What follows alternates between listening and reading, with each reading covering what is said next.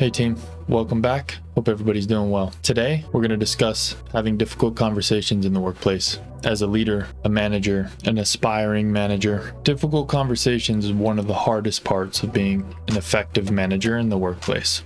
But I would argue one of the most important skills to develop, because your people deserve not only the rah-rah celebration manager, but they also need somebody that's going to keep it 100% real and give them their opportunities as they give them their strengths. That's the only way anybody grows. And as a manager, you have to have the courage to have the conversations to ensure that the people that report to you or surround you, they're getting all of the development that you can possibly give them, which then gives them the best chance of success in their own personal career. So let's jump in.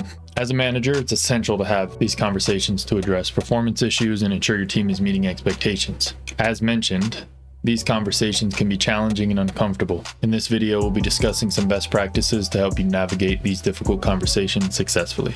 Step 1, and you'll hear this as we deep dive into all the different video lessons and series throughout this program. Step 1, prepare for the conversation. This means identifying the issue at hand, gathering the information necessary, and considering how to approach the conversation. It's important to have clear understanding of the problem and be ready to provide specific examples to support your concerns. Step 2, choose the right time and place. Absolutely important. You do not want to have a difficult conversation that involves performance discussions or competency opportunities in a glass room in the middle of the production floor, as an example, where everybody can see that you're having a difficult conversation just through y'all's demeanor. For another example, say the worst case scenario had to happen and you needed to release or terminate an employee. You would want to be very specific and strategic about the time and the place. Furthermore, also ensure that you're having the conversation in a private and comfortable setting.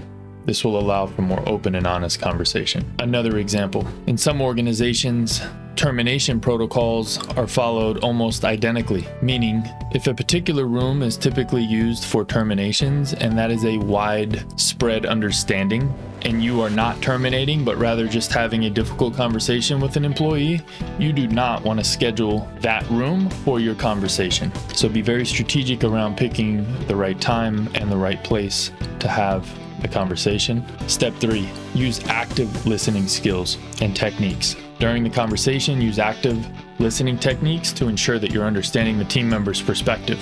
Listen carefully to their responses and clarify any misunderstandings. This will help you build trust and ensure that you're working together to find a solution. It's extremely important that it's not a one-way discussion. You want to make sure that the ultimate goal with a difficult conversation is to get to the bottom of the performance or competency opportunity that you've identified. And the only way to do that is to have a two-way conversation where they can clearly articulate why they may be struggling or why they've taken a particular position in this context. But if you make assumptions and make accusations, then you don't actually learn what the root cause of the problem is unless you listen. Step 4, be specific and objective. When addressing performance issues, be specific and objective. Use clear examples to illustrate the problem and avoid making generalizations. It's important to focus on the behavior or performance, not the person. Step 5, develop an action plan. Once you've discussed the performance issue, it's essential to develop a plan to correct the behavior or performance. This means setting clear expectations, identifying specific actions to improve the performance, and setting a follow-up date to evaluate progress. Now that we've gone over the steps to have a difficult conversation during performance management, let's go over some best practices to keep in mind. Be honest. Honesty is crucial to having effective conversations. Be honest about the problem, but also be respectful and empathetic in your approach. Focus on solutions.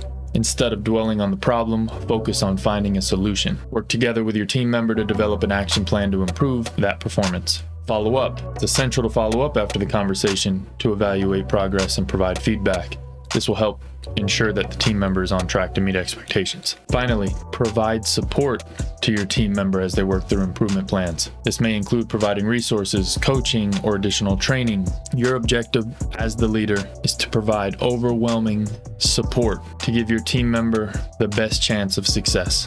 And it also gives you a peace of mind if you have to progress in a negative way and performance does lead to termination in the future. You have no regrets because you've put forth all of the effort to try to correct the behavior. In conclusion, we've covered the steps you can take and best practices to keep in mind when having a difficult conversation during performance management. Remember, having these conversations are uncomfortable, but they're essential to ensure your team is meeting expectations and performing at their best.